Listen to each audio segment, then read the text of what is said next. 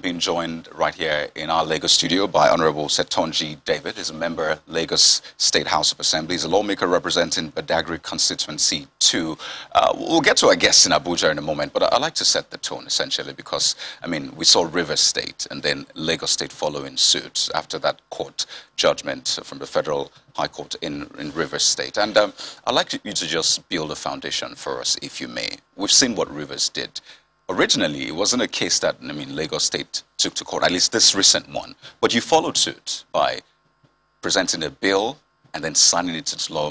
I should just say that that was a record signing, because in a few days, the bill became law. So essentially, to begin with, what was the thinking of Lagos State? Because, I mean, other states could have done that, but they didn't. Lagos State did. So why did you latch into that? You see, in Lagos State, we have only been clamoring for true federalism.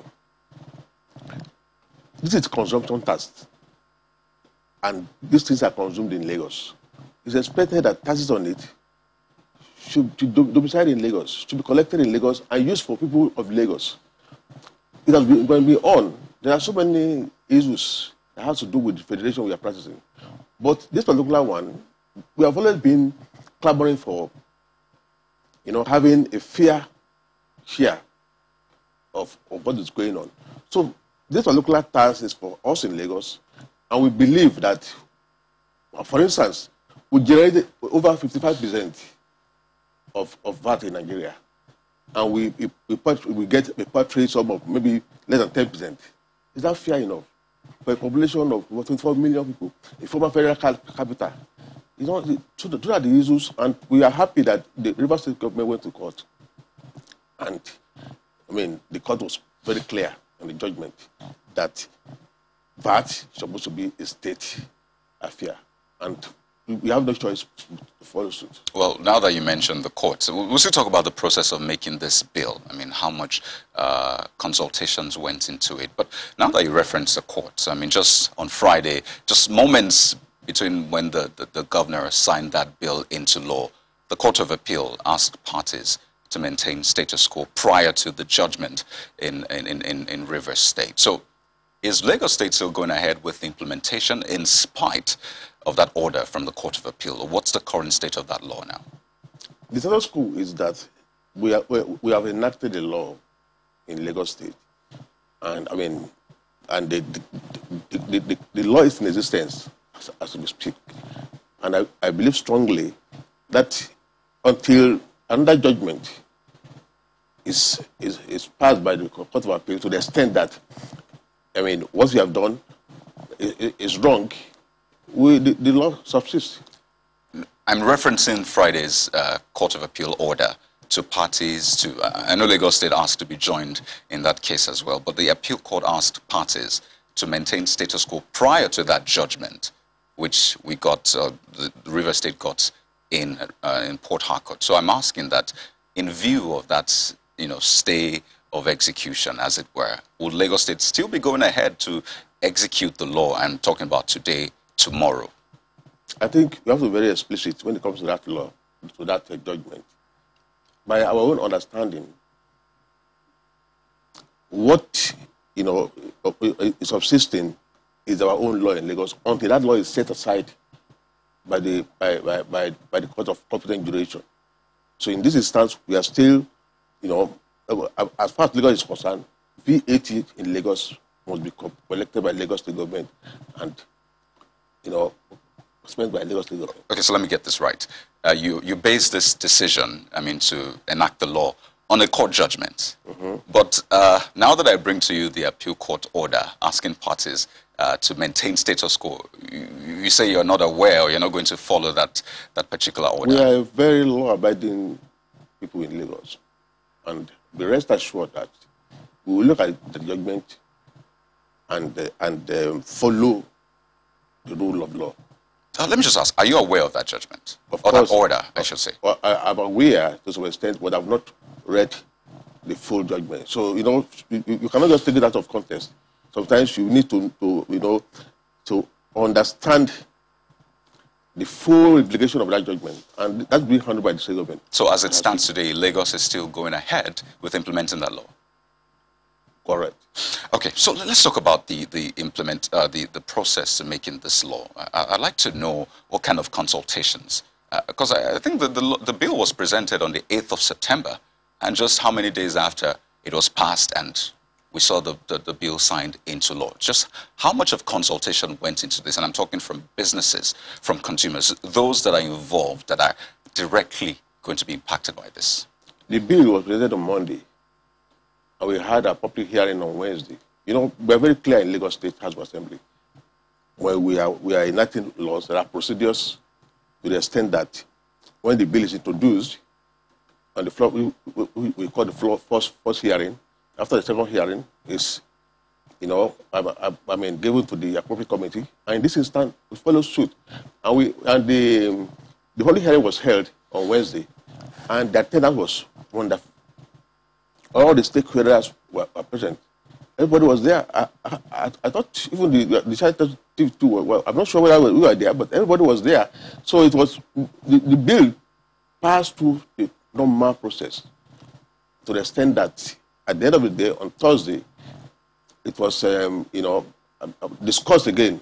The outcome of the what do you call it? The public hearing was discussed at the plenary, and the law was passed by the House. By the standards of the House? Yes. Would you say this is a normal process, or this is a normal time frame that bills go through before they are passed? Very normal.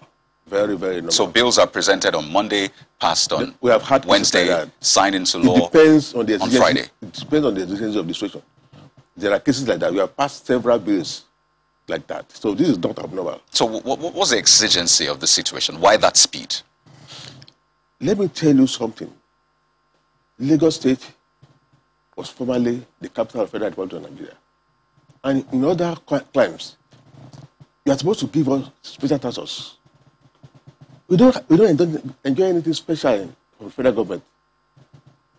Whereas the Federal Capital Territory, they know what Abuja is given to get status. We don't enjoy that in Lagos. Is it fair enough for a population of almost 24 million people? Apart from that, you know the implication, when we were federal capital, that brought a lot of burden on the people of Lagos State. So anywhere we can get money, to fund the infrastructure development of the state, we will not hesitate to do that. In this particular instance, we have been, clamoring for this VAT thing, and thank God, a judgment was passed. So we had no choice but to take advantage of that judgment and make the appropriate law.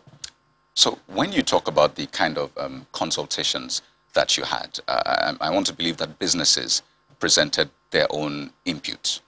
Of course, yes. And you took them on board. I want to believe consumers as well, those that will be paying directly, also, put their input as well. Yes. How much of a consideration did you, make with those inputs when you eventually passed that bill?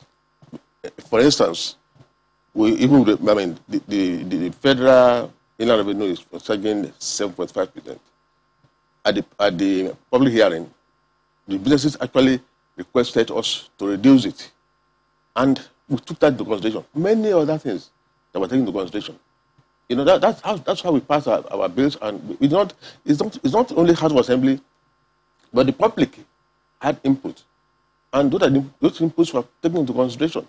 I just started one of the examples. Did the businesses share their fears about double taxation?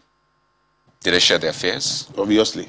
So how did the bill put that into consideration? How did you accommodate that? Is there a solution for that in this law now? Yeah. As far as Lagos State is concerned, we try as much as possible to run away from any form of double taxation.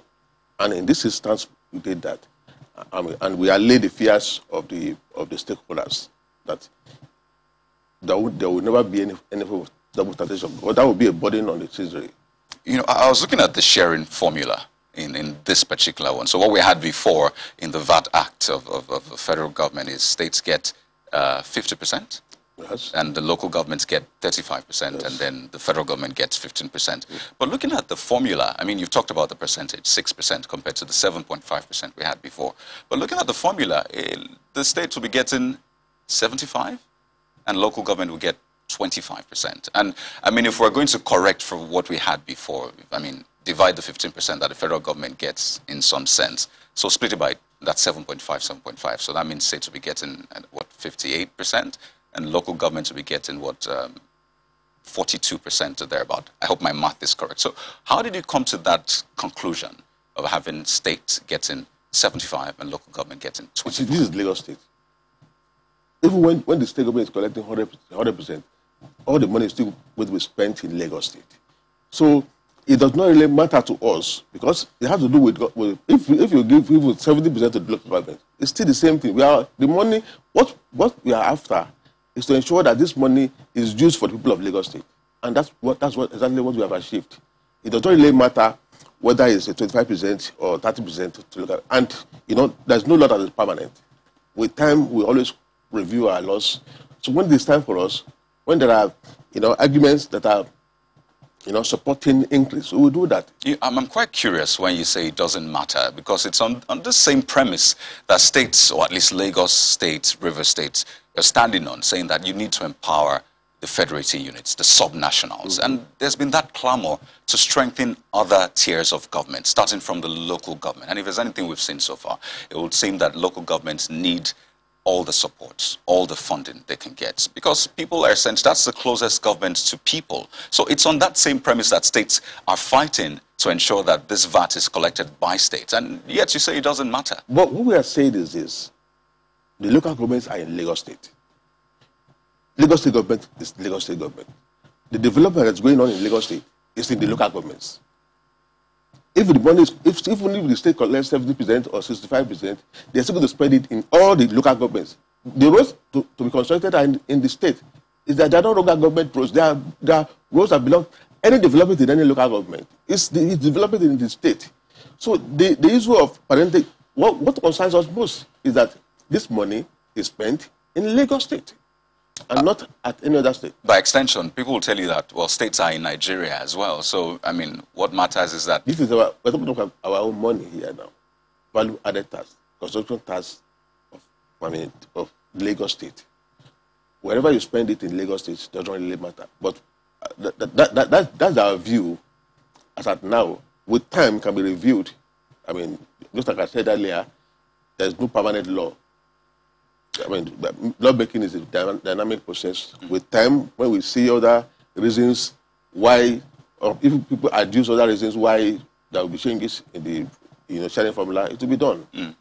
Also, another major issue is how well small businesses will be protected with this law. And I think it's quite important to help people know what this law entails. A lot of people have probably not seen the copy of the law, but they're looking to know what to expect. I mean, the court cases notwithstanding, I mean, the cases will go through the whole process, but they want to know what to expect, at least with this law. And I'm talking about small businesses now.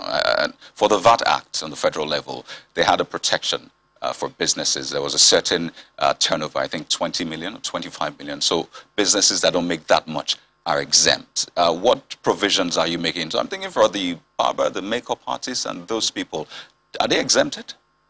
You see, Lagos State government is people's government, and be rest assured that the interests of our, small businesses will be taken care of.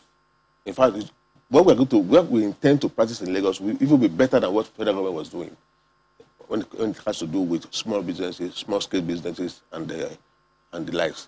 So we are very much taking their interest into consideration when the operational guideline on this particular law takes effect. All the small businesses will have been taken care of appropriately. Honorable, it's written boldly in the VAT Act that, businesses with this turnover or below this turnover are exempt. So they're protected. Their rates wouldn't be as high, such that people can patronize them. They can make money and, of course, grow from that. So it's written boldly. So the question I'm asking essentially is it boldly written in that law that businesses that make, you reduced it from 7.5 to 6%. So, you have shown some good faith, as it were, saying that you want to at least not put burden on people. But for businesses, is it boldly written that this type of business, small businesses that are not making up to this, are exempt? You see, after the law has been passed and, appended to by the governor, we also have what we call operational, guideline those ones will be spelled out in that guideline. That's how we do things in Lagos, because we cannot put everything to the law. The law, is the general framework.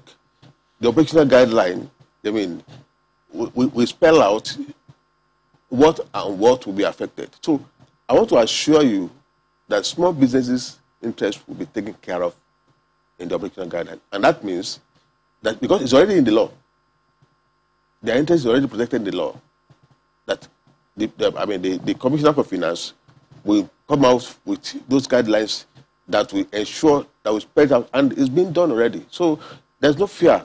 Our people should not entertain any form of fear. That our laws are meant for the people, and we always take their interest into consideration. And in this instance, their interest is going to be protected. But I'm still going to stay on that, because I mean the law is the law essentially. If there's no provision for it in law, I don't know how far-reaching the operational guidelines will be, because if it's not reflected in law, you can only give operational guidelines based on what you have in law. And I believe I'm speaking for millions of businesses in Lagos. I mean, Lagos is a commercial capital of Nigeria, and you have a lot of businesses, young people, in fact, even old people that are into business, and they don't essentially want to be hampered by this law. So again, how far-reaching will that operational guidelines be when it's not boldly written in law? The operational guideline that we are talking about is an extension of the law. It's just a way to spell out some other things that are hidden in the law that people may not understand. It's part of the law. It's passed by the House of Assembly. So it's the law. Because those guidelines, and in this particular instance, I'm confirming to you that the interests of the small-scale businesses are even well protected, better than at the federal level. Essentially, you're saying that businesses with, below a turnover of, is it 20 million, yeah. 10 million, 25 million? It's going to be protected. They'll be protected. Very well. And we can take your word to the bank on that one. Yes. All right. I think over time, this conversation has largely been painted as federal versus states, or FIRS versus state, essentially. Is that what it comes across to you as? Well, FIRS, yes, is an agency of the federal government. This is Lagos state government. We have no issues with FIRS. It's a creation of federal government, but as far as we are concerned in Lagos, this is the federating state. We are a state. We are practicing federalism. So, and we cannot be contending with an agency of federal government to the extent that we have issues. In this particular instance, what is going on was, stated clearly by the court, and that's what we are dealing with. We have no issue with FRCN. So, of course, they have taken us. We are trying to appeal and things like that. Those things will be sorted out.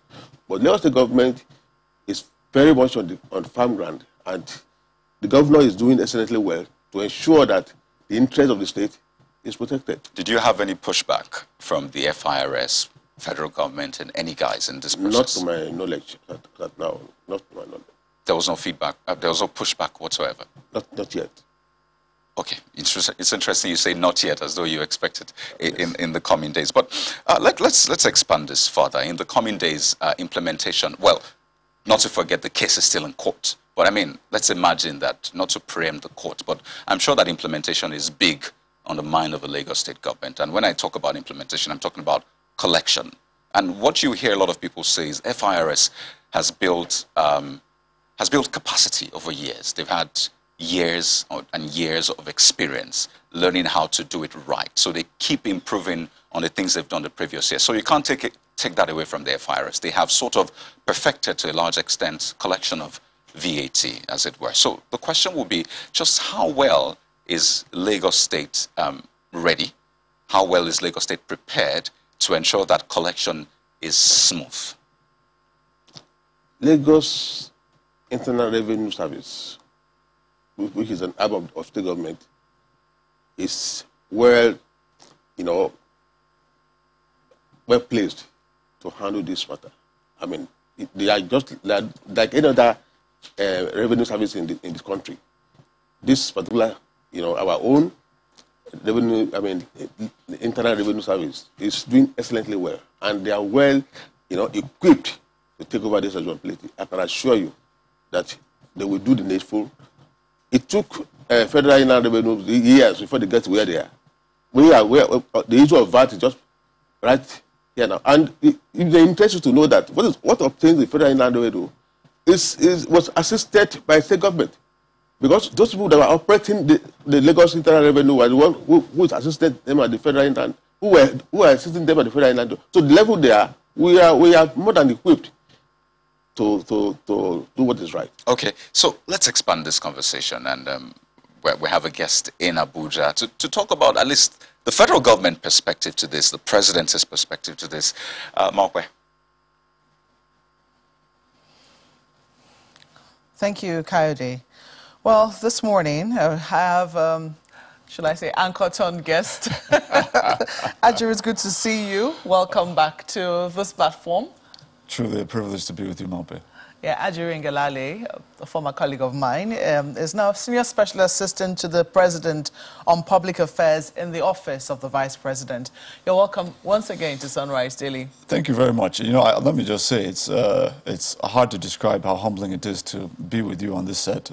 You are a major force of how I improved as a broadcaster, so I thank you very much for the opportunity. It's lovely to have you back, Ajuri. Thank you. But the matter at hand this morning, when I saw this matter, and I saw you're the one coming to talk about it, I was wondering in my mind if you were not going to be divided somewhat. Because now you're speaking for the federal government. Right. This is happening, where this controversy seems to have now expanded and gained new life. Because yes, indeed, it started in Lagos some years back. It was seen that the Lagos State government took a back seat. Right. But somehow the Rivers State government decided to take on this particular matter, won a case at the Federal High Court in Rivers State, and then now it's gone to appeal. Sure. What has been the feeling in the presidency? And I don't know, I was talking about, whether you felt divided, but what is the reading of the general situation with relations to VAT? And maybe now stamp duty, because the 36 states are suing.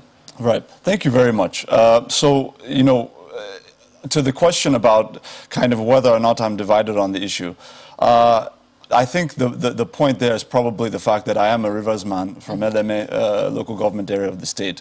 But I think what's really critical is the merits of the case. There are two kind of forms of debate taking place in the country on this issue at the moment. One has been heavily politicized, and one has been quite technical. I would commend the Lagos State government and the representative of the Lagos State government for really dealing with the issue in a way that is quite mature, quite issues-based, and quite technical. I have not had the experience of that when I've seen some of the utterances, unfortunately, that have come from my state along ethnic lines, etc., and a bit of political posturing ahead of the next election cycle. But I think on the merits, there are a few issues. I do disagree with my brother in Lagos on the notion that that states are by themselves just kind of generating this VAT en masse, and that the federal government is essentially trying to hijack. And I'm going to correct that impression this morning. In 2020, the nation generated about 1.53 trillion naira in VAT.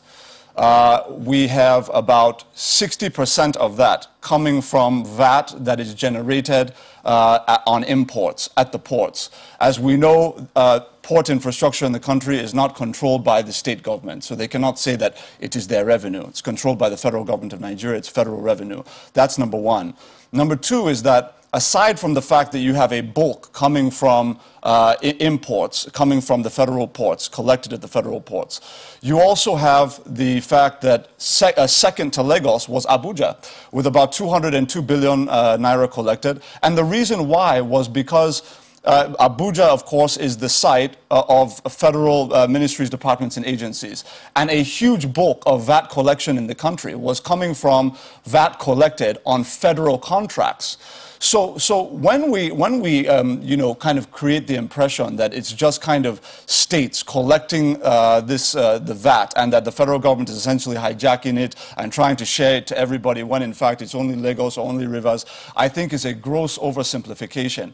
The other part of it, Maupe, is that aside from the fact that you have a lot of this money, the VAT fund, coming from importation, from the federal ports, etc., and of course Abuja from federal contracts, you also have a clear background as to how we even began collecting VAT in the first place.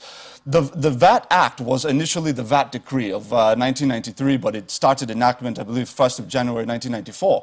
And that essentially is what repealed sales taxes in the country and introduced VAT to the country, VAT collection.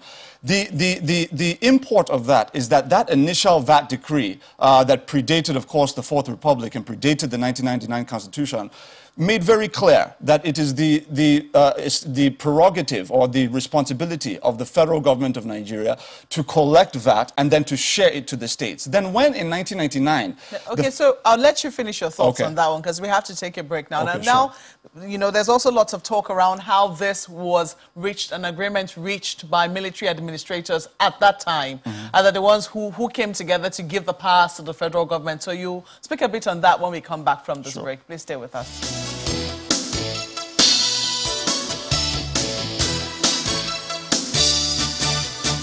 Ajirin Gelale, Senior Special Assistant to the President in the Office of the Vice President on Media Matters, is still with us here in our studio. And we're talking about VAT and the controversy that has ensued. You were making an explanation about how the VAT law came about. Right, the background, that's right. And so essentially the initial VAT decree of 93 made it clear that, you know, federal government would collect the VAT, then of course share it with the states. Now, the important part of that is that at inception of the Fourth Republic, the National Assembly, after, of course, the emplacement of the 1999 Constitution, now took the VAT decree and essentially transmuted it into the VAT Act, which is what the country has been running on effectively since then, which stipulates a similar approach, which is federal government collects the VAT and then shares it to the states. The formula being 85% to the state and local governments and 15% to the federal government. What's interesting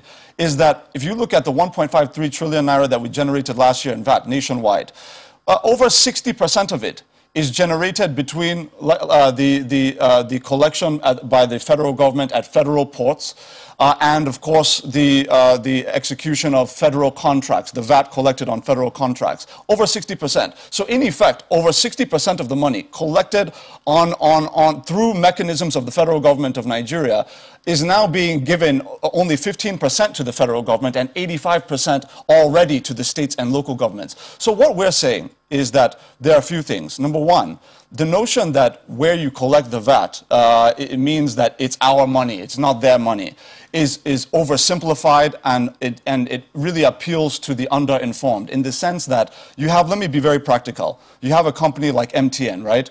It's headquartered in Lagos. But we know that MTN is making huge amounts of money, like many companies across sectors across the country, across all states of the Federation, particularly in the case of telecoms, a bulk of their money coming from, you know, northern states, for example, where you have high population, a huge dissemination of SIM cards, a lot of use of recharge cards and all of that. But the revenue comes in and they pay VAT in Lagos, collected by the FIRS, but it's paid in Lagos. Now, would the Lagos state government say that it is Lagos money, it is our money, when in fact that the revenues generated by MTN, in that case, is revenues coming from all parts of the country? That's just one example out of several different sectors, several different companies that are headquartered in a Lagos or a River State or Abuja or wherever that get their revenues from across the Federation. So when we are sharing VAT across all states of the Federation, I think it can be very deceptive to suggest that, oh, it's our indigenous resource, they're trying to take it from us, and all of these kinds of political statements. That might, you know, that, I mean, those who came together to because from what we understand, the history, and even those who helped them promulgate this law, even when it was a military decree, right. some of them are still alive. Right. Because of the technicalities of, involved in collecting VAT, and the fact that, if you were to look along the line, if states were to collect individually, the argument was that the chances that the consumer will be double taxed were quite high. And so they decided to cede their power, it would seem, to the FIRS. Their recommendation, and a number of them have been speaking in recent times, is that the states where the most VAT is collected be given their VAT. That's what it would seem. But it would seem that somehow, you spoke of politics. Politics, according to some politicians or politicians in general, they tell you is the distribution of scarce resources. And if that is the situation, there was no way that politics wasn't going to come into the conversation, because some states will argue that they suffered the brunt of the infrastructure decay that comes with, for instance, the ports that are cited in Lagos. I mean, you can only speak to Lagosians in terms of the traffic, in terms of, the state of their roads, in terms of how, and what they suffer on a daily basis as a result of the fact that a port has been cited in their state. So how do we compensate for all of that? Lagos has asked for special status. It's been denied. In recent times, I think they've also asked for some special considerations. That hasn't happened. Lagos State has also asked that ports be moved to other states and those ports be made functional, because they can't seem, they're groaning under the brunt of being the only inroad into the country via, the ports. Absolutely. It would seem that all of that hasn't been taken into consideration, even when funds are spoken of. The irony of the example you've just raised is that when we say, for example, you have a Apapa port in Lagos, just as an example, when Apapa Oworonshoki Toll Gate Road is being reconstructed, of course, abandoned since the late 1970s, it was the administration of President Muhammadu Buhari that has now stepped in to essentially reconstruct that road. That's going to be done within the next 6 months. That's done in part with federal resources. It goes two ways, right? When you look at, yes, there's the maybe congestion created by the ports, but that's also a revenue generator for Lagos State that they're indirectly and directly collecting from. But the federal government still has the responsibility with federal resources to ensure that those facilities are in place. That's why we have the Lagos-Ibadan rail line that links to Apapa Port, for example, to decongest the area, etc. So on the one part, on the one side of it, you have that. On the other side of it is this. Right now, when we talk politics, I'm not talking about developmental conversation, because anything that will perfect our union as a nation should be embraced. Any conversations, any serious-minded discussion around how resources are managed in the country is healthy for the country. What I'm referring to in very narrow terms is some of the stuff that we've heard, and I really don't even want to repeat some of the stuff we've been hearing from the River State governor about, that want to take Niger Delta money to the north, and all this ethnic saber rattling. That's what I'm talking about when I say politics. And there are those who, despite collecting tens of billions of naira from this administration in the form of refunds for federal roads that they did not even construct in their states, previous state governments had done, you still have these claims coming out trying to abuse the federal government because of political reasons. So that's all I'm referring to. But I want to get to the merits of the situation. Right now, on VAT, one of the tricks, one of the challenges, I would say rather, on the issue of how VAT is administered, if, let's just say, hypothetically speaking, it is devolved to the states, right? We take FIRS out of it, take federal government out of it, and state governments get what some of them are looking for right now. The challenge you would have is that VAT has what we call input-output mechanism, meaning that if anybody collects, so if I'm an importer, or not even maybe an importer, I'm just a business owner, and a particular good or service I need, I have to procure it in Lagos State, or any state of the Federation for that matter. I have to pay VAT on that thing, on that good that I'm picking up or is an input to my business. I have to pay VAT on it. Now, when I want to now go to Sokoto or Benue or any other state of the Federation to now retail that good, to retail that service, or to sell that item or whatever it is that I paid VAT on in Lagos, What now has to happen is that there's an output mechanism that the FIRS accommodates because it's a central figure in a way that the states are not. So, for example, the FIRS will say, look, you bought this item in Lagos State, right? So you paid VAT on this item in Lagos State. Now, when you want to sell that item in Sokoto State, right, and you're going to charge VAT to whoever it is that buys that item from you when you're retailing it, it is the FIRS, because it's a federal institution that is kind of at a higher tier, right? It has the broad view. It's able to now say, look, you can deduct that VAT from the one that you paid at source. So it's not a double VAT situation. So that's what you can do when you have a central authority collecting VAT and administering VAT. But what is lost is that when you have state governments essentially operating as these independent silos when it comes to VAT, a few things would happen. Number one, you're going to have the threat of double taxation. Number two, you're going to have the threat of how are you now going to, somebody's going to lose, because if I paid for VAT as an input mechanism, when I now want to output, do I now deduct it from Sokoto, where I'm selling it at their expense when Lagos collected the money on the same item? So these are the challenges that come up. And Indeed, these are the challenges. But the question is, because what has happened is that it has not been supported by law. Right. The operations of the FIRS, yes, there is a law, establishing the FIRS, which came from I don't know if it's a decree now, I'm not very certain. But I do know that there is a law establishing the FIRS. However, with the VAT collection, which is, I think, the courts found that the FIRS was not exactly empowered to collect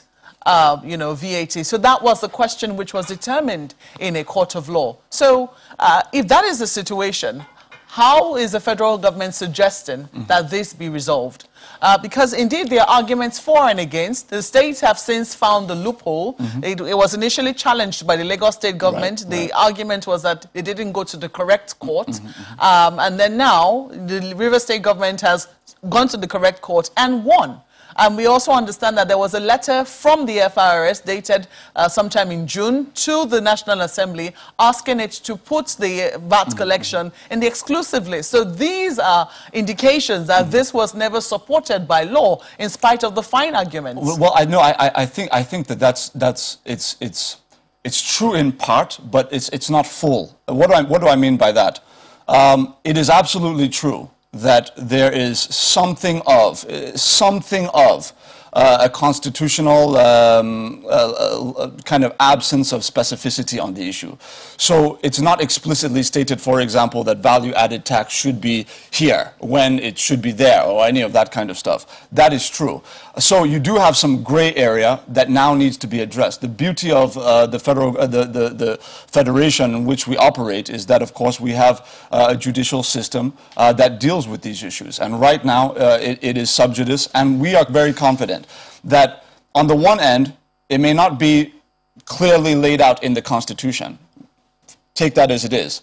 On the other hand, it would not be accurate to say that it's not supported by law, because we have a VAT Act that, not because it was a VAT decree before it, but because we have a VAT Act that was enacted by a National Assembly made up of legislators from all states of the Federation that enacted that law into place. So it's not that there's no legal foundation. That's not quite true. But it is true to say that if there can be greater specificity laid out in the Constitution, perhaps these issues would become conclusively dealt with. But fortunately for us, it is now in a judicial process, and we're very much expectant that the outcome of that judicial process would reflect the letter of the law that we have on ground at the moment, which up until now states had no problem abiding in until recent times. So we'll see how it plays out, but at the end of the day, I believe our court system will do justice to the matter. Well, while we wait to see what happens in the court, some people are asking what exactly is, why is the federal government so interested in this? Because if, as we know, and you rightly pointed out, the FCT is the second highest generator of VAT, as you pointed out, coming from federal government contracts. And this time around, it will seem that from the ruling, the FCT can keep its money, and that will seem that it's accruing to federal purse. It would seem that the federal government will get more from VAT, if we're to look at it in that manner. Why do you think the federal government is so interested in having this go back to status quo? Well, this is a very interesting thing. First and foremost is that when you look at the way that VAT is structured, it was not until the Finance Act, this administration put in place the Finance Act 2019, that essentially raised, I believe it was actually the first part of 2020, ending of 2019, Finance Act 2020, that put in place the increase in VAT from 5% to 7.5%. Up until then, not many people were even talking about VAT too much in the country. Now, after that, we had a very clear set, and by the way, that whole process, and this is the irony of the whole thing, is the short memory around the public analysis of this issue. When we did Finance Act 2020, it was in direct response to our consultation with all state governments, including Rivers State, by the way, that basically said, look, you guys don't want to pay the new minimum wage. President Muhammadu Buhari was adamant that our people deserve a higher minimum wage than 18,000 naira. Let's do 30,000 naira. And it was a big fight. You remember the debates then. But the president pushed it through and he said, look, okay, those of you who are complaining that say that you cannot support the new minimum wage, we need it. The federal government is saying we need this new minimum wage for our people. You're saying your budgets can't support it. So what we will do, right, in consultation with you, is that we will now increase VAT from 5% to 7.5% to help accommodate your ability to pay the new minimum wage that we have now agreed to put in place.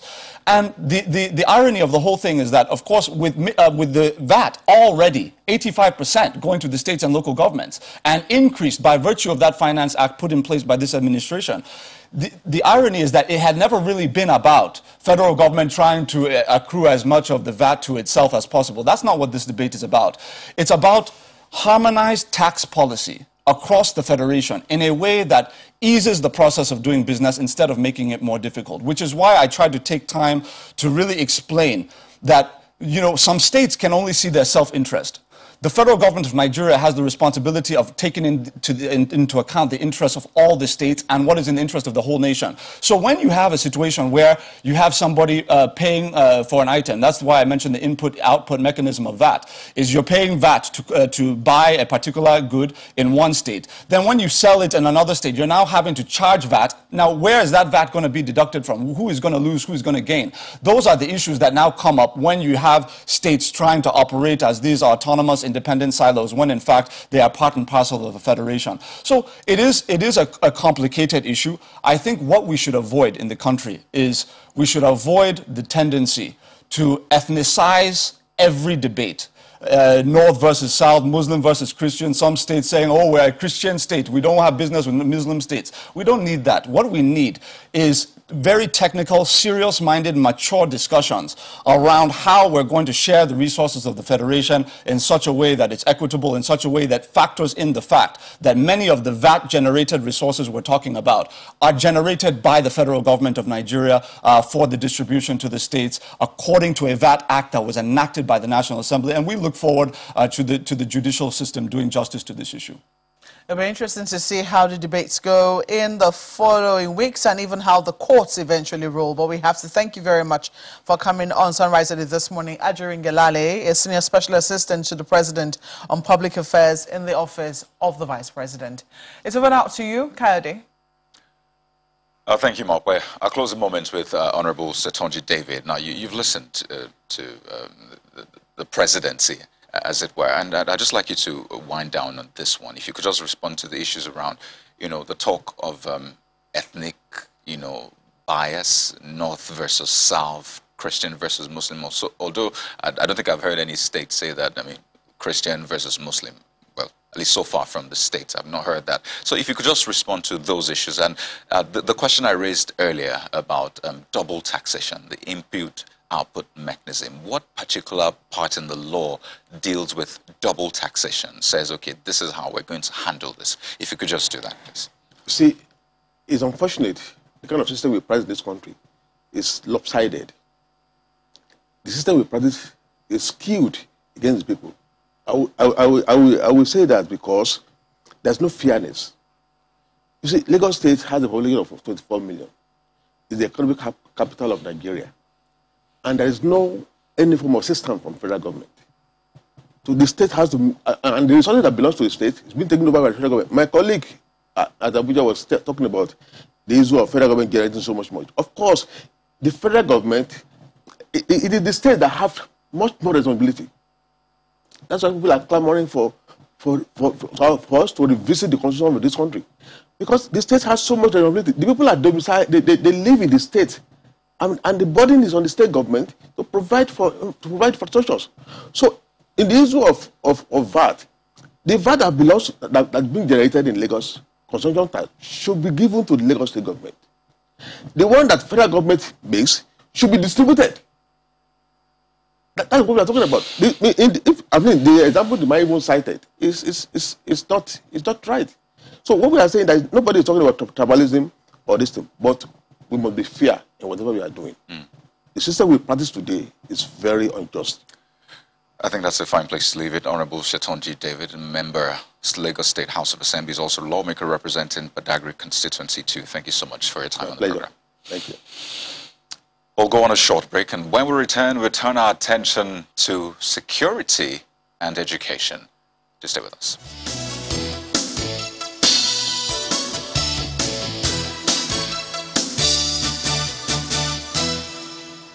Well, we're turning our attention right now to education, and we're going to be seeing just how things will get better. We know that in the last couple of weeks, a number of states have asked schools to shut down in their state owing to the security situation in their states. And this is as the country continues to deal with a number of out-of-school children.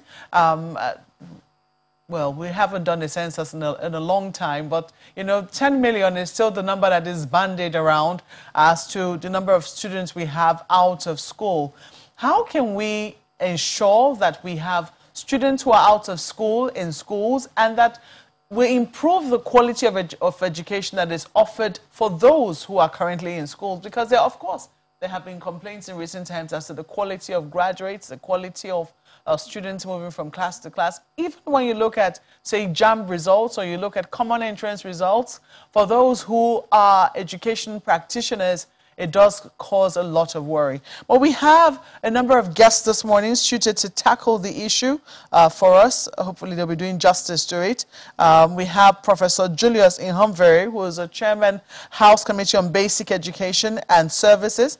He's joining us via Zoom. Honorable, good morning, if you can hear me.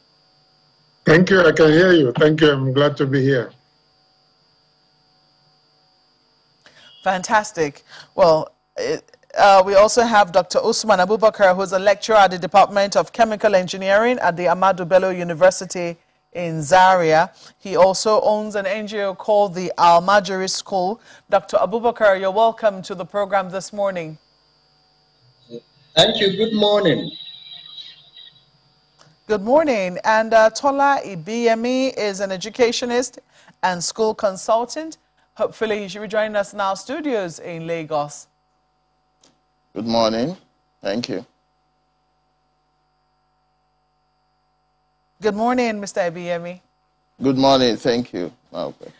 Well, these are some of the figures in recent times. It's pretty worrying. 10 abductions in the past 10 months, 1,400 students have been abducted, about 200 still in captivity, and 16 children have died in attacks across 9 states. Those figures are from the United Nations.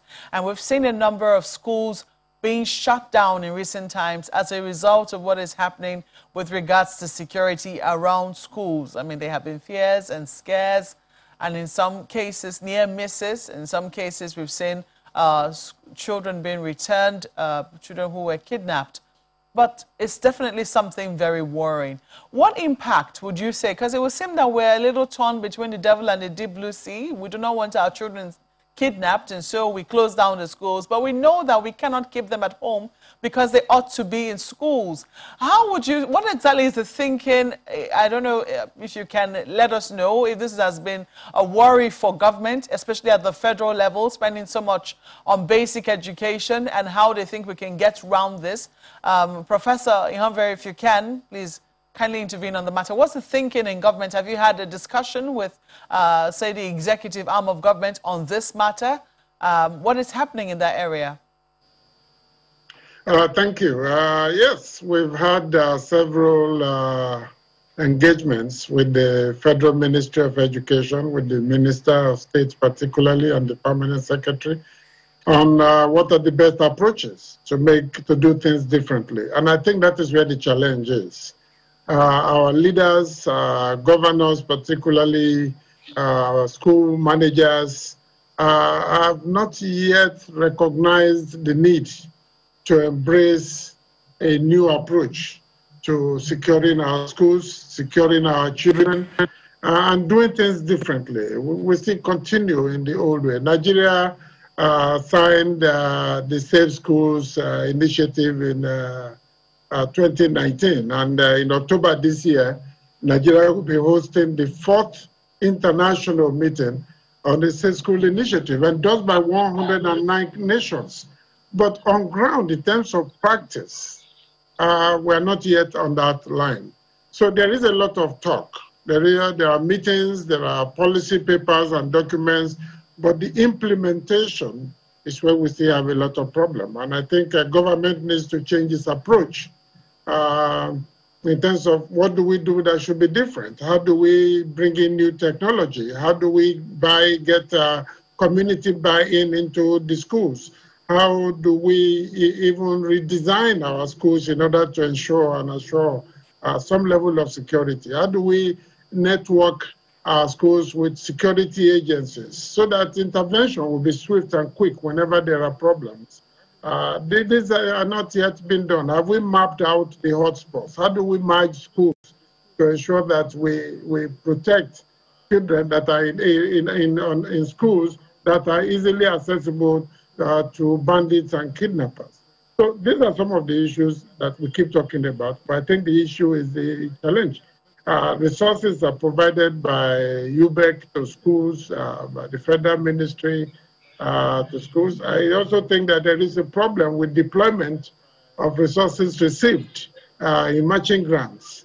You still find schools without perimeter fencing at all. So these children are just exposed. You have many schools with perimeter fencing, but no gates, no security arrangements at all at the entrance. So people walk in. I've been to schools on oversight, and I see market women, hawkers, people selling all kinds of wares, drinks, drugs, walking into the school premises.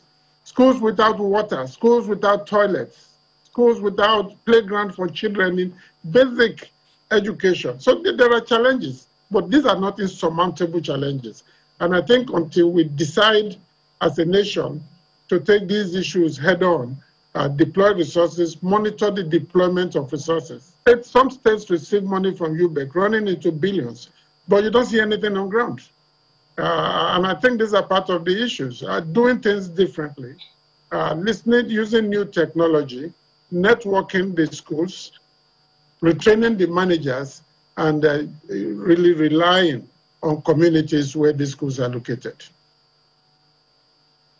It's very worrying when you say that, you know, there's so much talk, but very little being done. And then when you go on oversight, you don't see a lot being done. I'm just wondering, you know, because some people will say that should not be coming from government. And when you speak, I'm sure they also consider that you're a part of government, even though, yes, you're a lawmaker. But I do not know, because we know that the president was in London recently, for an education summit. It was just in August he was in London.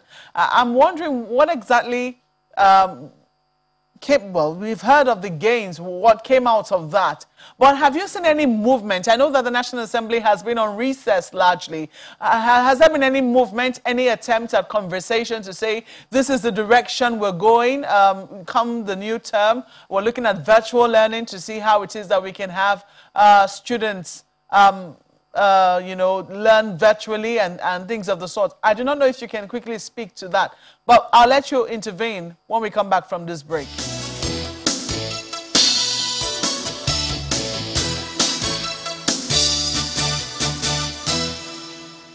Well, Prof, I don't know if you can hear me and if you still remember the question which I was asking. I'm just saying that, you know, people will be wanting to look at more action and whether you've seen any movement towards action from the conversations you've been having behind the scenes, especially since the president's return from the London Education Summit.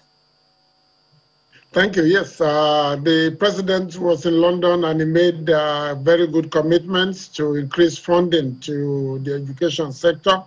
And like I said, we're hosting in October the Safe School Declaration Initiative where 109 countries will be gathering in Abuja. And interestingly, the theme of that new conference in October is ensuring safe education for all, from commitment to practice. And I think that is where the trick is, the practice. But until we agree as a nation to do things differently, to look at things differently, to interrogate our past errors and commit to a whole new approach to education, we will not. You see, there is a concentration in the capital cities. If you go to any state, for example, you go to the capital city, you see the schools well decorated, nice furniture, beautiful children, there is water. But step 5 minutes outside the capital city, you see decay, dislocation, and rot. Neglected children, schools with 1 or 2 teachers, children sitting on the floor, schools without toilets. And I asked the teachers, how do they toilet? They go into the bush. In 2021 Nigeria, you have a school, there are so many ways of providing perimeter fencing. There are so many ways in which you can even secure the school premises and at least network your school to security agencies. These are not things that require billions of naira to do, but we're not doing them. Why? So I believe that we don't have to wait till more children are kidnapped. We say we have 10 million children out of school. I think the actual figure is about 13 million. There is a whole new category called not in school children. These are children who were in school but have dropped out because their parents could not continue either to fund or to carry the burdens of school. So they're roaming about the streets or hawking in the motor parks. And we have governments that know that being in school is legally compulsory. So we're not behaving like people that really want to use education as a foundation to move forward. Look at a country like Taiwan. They have no mineral resources whatsoever, but they lead many nations in the world in technology because they develop education. Rwanda is networking all its schools, both for security and instruction. So let me ask, Prof. Let me ask our other guest, Dr. Abubakar, who's a lecturer at the Department of Chemical Engineering at ABU in Zaria. He also owns an NGO on which focuses on Almajiri children.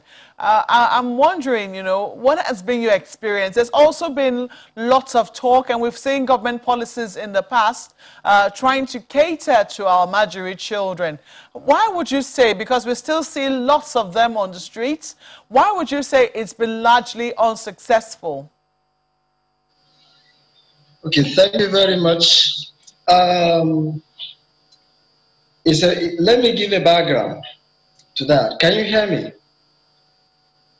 Clearly, sir. Can you hear me? Yes. Let me give a bit of background to that. You see, Almajiri projects in the country largely fall under 4 very big categories. You have projects targeting, psychosocial and humanitarian, activities, and you have another set of projects that are, having to do with campaign and advocacy. So this group of people try to point at what is wrong and what should be done and who needs to do what. And the other category is a group of people that have been trying to, identify sources of funding for Almajiri project in the country. And the 4th category, features those that are working to remodel the educational system. So some of us are with the belief that the basic education as it is now has failed to serve the need of Almajiri, and that there is the need for us to think outside the box, consider their intergenerational peculiarities, their disadvantages, consider the types of homes they come from, and then fashion out an educational system that can satisfy them, that can carry them along. I think this is where the government seems to be getting it wrong to a very large extent. If you go down the history, from late 1960s to early, year 2000, government has government has been focused on Al-Majri should be enrolled in the traditional or conventional basic education, forgetting the fact that these Al-Majri children have parents that essentially do not seem to, value the educational system government is promoting. What they are after is essentially an educational system that's more or less inclined towards vocational enterprises. But recently, government has, shifted focus, began to think of remodeling, coming up with some form of educational system that can cater for Al-Majri. But again, a major challenge is the resources, because even the conventional schools, we are still struggling. We are still struggling, to cater for them to have the, the budget that's needed to deliver them. So I think this is where the issue is. And another challenge is there is this buck passing. Is it the local government? Is it the state government? Is it the federal government? Is it the parent? Or is it a combination of these different stakeholders? And we really need somebody, or NGOs rather, to come forward and bring together these different stakeholders if we want to succeed. Okay, let me quickly throw this to our guest in Lagos now with Kayode in the studio. But just before Kayode puts a question across, I want to know why it would seem that we have a challenge with resources, and what can we do to increase funding for our education sector? Okay, thank you, Marpe. We have a big challenge in funding because our politicians, they've not taken education serious. The way, let me say, they've taken infrastructure. This administration, they major mainly on infrastructure, probably because you can easily see them and promote this thing for, political reasons. You can give them the credit for that. So the day they sit down together and tell themselves that, okay, we cannot go abroad again, we cannot send our children abroad again, and they have to sit down here and be educated, then funding will come. That I can promise you. It's just interest, that's all. So, I mean, from what we've seen in recent times, the recent abductions, just in how many months? Over 10 abductions, over 1,400 students kidnapped. I mean, a lot of students are resuming today, yes, but a lot of other students are not resuming. In Zamfara, schools are closed. Kaduna, the delayed resumption further compared to what we have now. So you've talked about, I mean, the attitude of politicians. I imagine you referenced the government, saying that they've seemed to pay more attention to infrastructure compared to education. Some will say health, of course, is also another area, speaking of the recent strikes we have seen. But you have been at the receiving end over time. It's no doubt that there's a deliberate ploy to scuttle education, especially in those areas, some of those states in the northern region. I'd like to know for you, because I recall the lecturer saying earlier that a lot of parents, especially in those areas, don't buy into the government kind of education. I want to believe you caught that when he said it. And he says that for them, what they look forward to is vocation. I mean, that's what they think education is. So do you think maybe fundamentally we got our education structure wrong? Perhaps we presented a product that was not needed by the consumer. Yeah, because we major mainly on formal education. You go to the forward, classrooms. It's not everybody that is interested in that. If I'm into, let me see, if I'm an artist, a musician, I don't really need to go to the forward, in quote, to go through primary, secondary, the university. Why not create a kind of vocational center that can accommodate that? Even if I'm going into those normal formal schools, but this would be my major focus. And from there, I can find my way.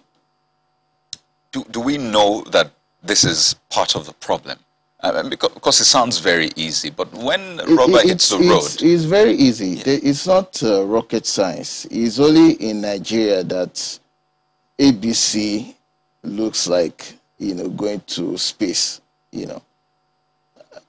Let me say this. I just hope one way or the other is listening. That's Mr. President. I want him to declare state of emergency in education. Now, you see in 1 week, the politicians, they passed the bill on VAT because they discovered there's money somewhere, right? And Monday, Tuesday, Wednesday, Thursday, got to the governor, Friday, it was passed. That's that kind of attitude I want in education. And you think only a state of emergency can achieve that? That's the only way. How can, in 2021, the 21st century, you are still teaching? You look at the curriculum. You are teaching floppy disks, programming language that, it's definitely not relevant here. I'm sorry, did you say floppy disk? That's yes. Diskettes. Check the curriculum, because we are using what we constructed sometimes in 1991. That's what we're still using. Universal basic thing. So it is an attitude thing. Okay? The president came in and he said he talked so much about the infrastructure. And I will credit him for that. They've done a whole lot. The road, the rail. I mean, they did rail within how many years? I want him to sit down and say, in the next 1.5 years before I hand over, I'm going to take education seriously. I will declare state of emergency. I will change my team. I will get the best of experts. We have them all over. I just wonder which sector, I mean, I've heard security experts say declare state of emergency in security. Even governors have said that in some regions. Health sector as well, declare state of emergency. Now, education sector, you think that's the way forward. But so there are different layers to this challenge we have in the education sector. We can talk about the curriculum, which you have referenced, saying that, I mean, floppy disk in 2021. Yeah. And that's a real thing, by the way. It's very real. Oh, dear. So that's a curriculum challenge. And then there's the security challenge as well. Yeah. And I know that for Kaduna State, for example, I mean, the governor said that, the school administrators, the parents, and the rest should come together and form some sort of security council. And that reminded me of the Safe School Initiative. I know the lawmaker referenced that earlier on. I mean, you are in relation with schools from time to time, that the receiving end of that. 2014, 2015, we had that initiative. $10 million from donors, meant to be matching funds from government, $10 million. So that's meant to be $20 million. So would you say that anything came out of that? And why do you think that did not really work out? Because the interest wasn't so much in it. They didn't monitor it properly. If you have a conference and it's agreed that this is what you want to implement, definitely you have to get a committee that will make sure that this particular fund is channeled towards this, what we discuss about. But like I said earlier, it's all about the attitude. You talked about security earlier. You know that within January and August, we've had over 1,000 kidnap and bandit cases in Nigeria and the school. They go into school, bring out children in their 300, 400. It's not heard of anywhere in the world. And you know that you need to take care of security. I mean, how do you expect a teacher to wake up in the morning? You are dressing up, you're preparing to go and teach. You're also preparing to secure yourself in the classroom. You're not even sure whether you're going to be kidnapped or not. Then you're also talking about the children. You're not sure that am I going to school today, I'm going to return home. It's going to demoralize them. And the government, they are aware of this. It's not as if they are not aware. They are aware of this. And they know what to do. You can't leave. I mean, let me take a cue for, I've been going to Osun State recently, and the administration of Osun State, they took education very seriously. If you look at the model schools that they built, I mean, you can always say that most of the private schools I see around, they can't beat them. You see perimeter fencing, you see security, you see very secured structure, very beautiful. They even have a sport complex. Everything, it's a global standard that they installed in each local government in Osun State.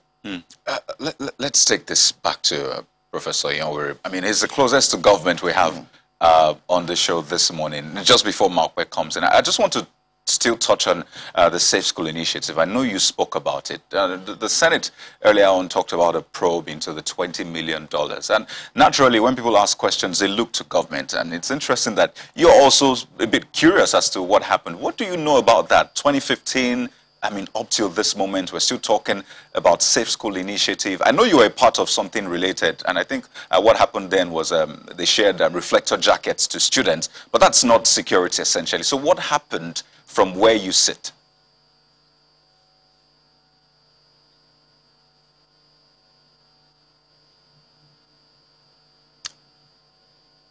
Prof, if you could just unmute, we can't hear you.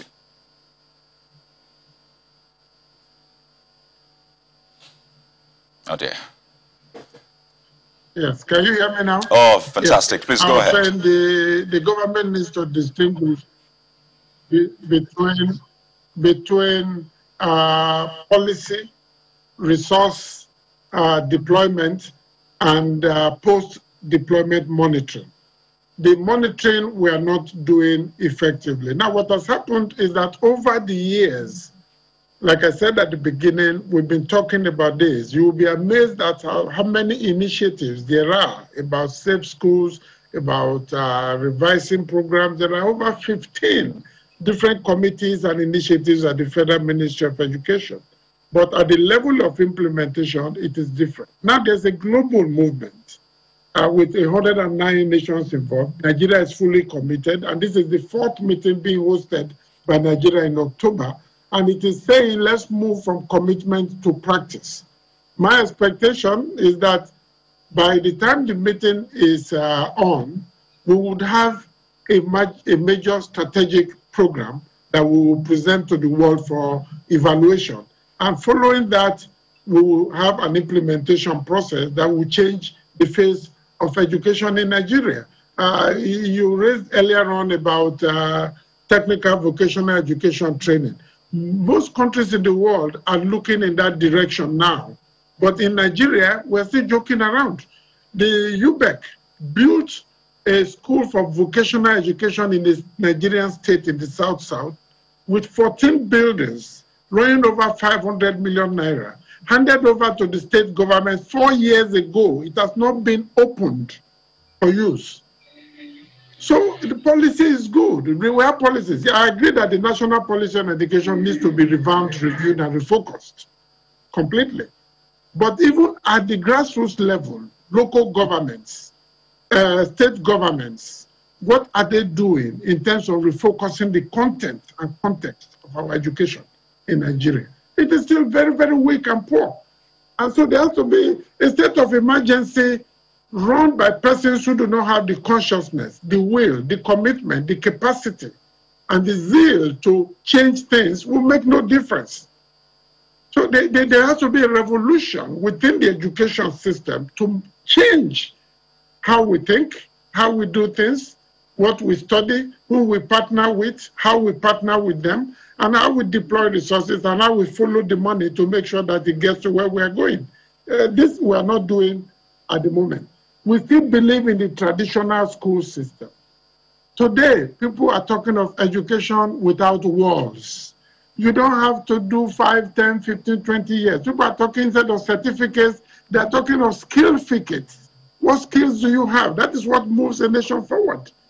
5 years, you get a BA and then you are roaming the streets. I come from a constituency that has almost 90% graduate unemployment. There are no jobs anywhere for them. And then finally, the private sector is pretending as if it should not be properly involved in the education system. Some companies are declaring 33 billion profits. How much of that are we taxing specially for education? Because the product of our school system go to work in these companies to enable them make the profits. What are they contributing in return? So I think we need to take a special look at how we generate. I don't think resources, that is where the problem is. We can generate that resources if we have the political will. You know, we have to get the private sector in, we have to get the communities in, government has to come in, we have to truly fight corruption, we have to prioritize what we want to do and how we want to do it, and we have to bring in new technology which is now cheaper and readily accessible to make education accessible to all. I hope that all of this will come up at the Safe School Initiative Conference, the declaration which we have signed as the country, and that following that conference in October, we will see Mr. President really taking some more drastic actions. Because at the end of the day, education is the foundation of it all. I mean, you put that rightly, Prof. But let me take this to Dr. Abubakar. I latched onto something you said earlier about, parents, especially I believe in the northern part of the region, or at least the parts in that region, parents not wanting the government kind of education. You sounded like you said that what they prefer is different from what government is presenting to them, that what they want is perhaps vocation. So would you say that's the thinking, or that's why we've seen this trend of abductions and the rest? Because I recall one of the students that was abducted saying that the bandits, I mean, the so-called bandits, told that student, 20-year-old student, that don't return to school. If you return to school, we're going to come back to get you. So is this a case of using the wrong policy for the wrong kind of population? Okay, thank you very much. Actually, I wouldn't say that there is this clear nexus between, the insecurity and the educational policy that we have. But I think what is clear is that as a country, maybe this is about time we challenge the definition of education that we have. That is, we need to redefine, what an educated person is. Who is educated and who is not educated. This is a country where, artisans are still counted as out of school, people. This is a country where, a mechanic during his apprentice period would have been counted by the very government, as out of school. The carpenters, the plumbers and so on. And on one hand, we are saying that we want to encourage entrepreneurship. We want to encourage vocational enterprises. We want, people to be creating jobs. But this very group of people that are out there to create these jobs are being relegated. So I think government really needs to do something on that. We have to challenge the definition of education that we have. Many of these numbers that we are peddling, 13-point-something million out of school, in actual sense, if we are to challenge the definition of education in Nigeria, the number will go down drastically. And this is really, this is what is happening in more advanced economies. Like in Finland, if my memory has not failed me, I think over 40% of school enrollment is towards technical and vocational education. In China, it's around 26. I think in Nigeria, we are still below 5%. So I think we really need to look at that, Dr. Abubakar, well, let me quickly come to Mr. Ibiyemi right now. I'm wondering, if we're to make quick wins, what quick solutions would you? I know that our problems are long-term, but to show, I imagine that there are low-hanging fruits that we can immediately begin to, pluck and enjoy. We can quickly reach out for. What would you say those are, and how would you suggest that we reach them? The quick wins in education presently, that's what you're asking me. Indeed. Okay, good. So we need funding in education. We have to change the architectural design completely from the curriculum, training of teachers, to physical infrastructure. Because I need to go to school and have a sense of I'm in a good school, I'm being served good and quality education. And environment matters a lot. Extracurricular activities, those are very key indicators. And these are these are not things that you need 10 years committee to, you need a committee to set up. These are just quick wins where you can have your team, they put up a quick design and you implement them. That's all. This is the age of technology right now. Nobody can deny that. You give birth to a child within 2 years already playing around with your phone, meaning that you need to change your curriculum, put it inside that phone. That's all. And how do you get that done? We have experts all over the place. They are not, Nigerians are very, very techie people. We've built applications that the whole world is using right now. So you don't lack human resources. You just need the government to say that we've declared state of emergency in education and we are ready to spend in this sector the way we are spending on infrastructure. That's all. We just need those billions you are spending on the infrastructure, military equipment and all that, bring it also in the education sector. And within 2 years, you'll see what is going to happen. Because I tell you the truth, especially in the Southwest, people are ready to go to school. It's not like some other countries that you have to pay and beg the citizen to go to school. In this country, we want to go to school. We are ready to sit down and study for hours. We are ready for all that. We just need the infrastructure. That's all we need. You don't need to go to school and you are thinking of... You want to say something? And well, we are totally out of time. I wish we could, go on, but I imagine that those who should be listening are listening. We need a state of emergency declared on our education sector. We have to thank you all for sharing your thoughts with us this morning. Professor Julius Ihonvbere, who is the Chairman, House Committee on Basic Education and Services. Mr. Tola Obiyemi, who joined us from our studios in Lagos, an educationist and school consultant. Thank you for speaking with us. And Dr. Usman Abubakar, lecturer, Department of Chemical Engineering, Ahmadu Bello University in Zaria. Thank you so much, gentlemen, for joining us on the program this morning. Well, that's where we leave it for that segment, but not, well, we will not leave now before we've taken your mails. A few mails now. We see this one from Etokowo Owo. I'm talking about improving Nigeria's education sector. He says, we talk about the increasing number of out-of-school children, but the fact is that by the numbers, out-of-school children are more in states like Kano, Akwa Ibom. These are not the ones majorly affected by insecurity. It betrays the argument that children being out of school is caused by terrorism and banditry. I think state governments are not doing much to place education on the front burner.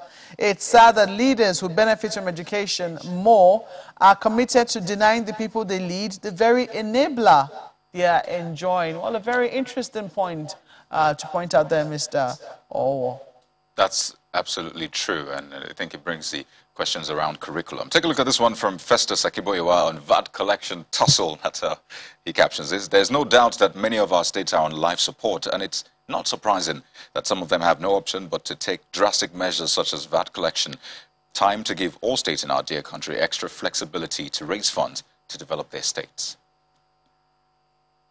And Idowu Bakari on the VAT controversy says, when the context changes, instead of seeking new opportunities inherent in the change, leaders sometimes refuse to accept the change.